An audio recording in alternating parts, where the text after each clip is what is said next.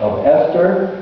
Once again, Hollywood loves to put this story together, and just recently, within the last year, there's been a new DVD, and I finally looked at that all the way through, and I'm convinced that it's about 30% Bible, and the rest is Hollywood.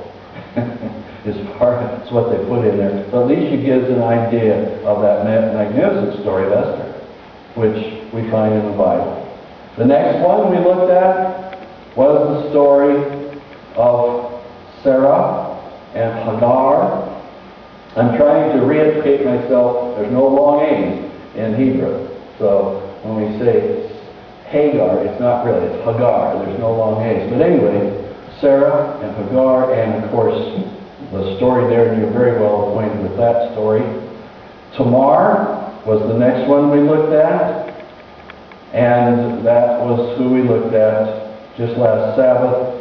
Tamar and what she had to do to preserve her heritage, the length that she went through to try to have a heritage. Otherwise, she was not going to have any help in her old age at all. And as she pursued Judah, and Judah was the founder of, that tribe. And of course, it's out of the tribe of Judah that comes who? Jesus. And you can see God working all the way down through these stories.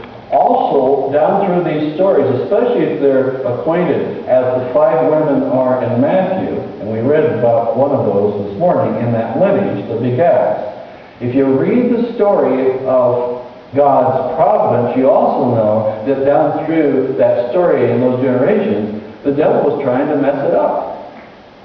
He was trying to attack the Christ child hundreds of years before the child ever arrived, trying to mess up the lineage and the choices and so forth.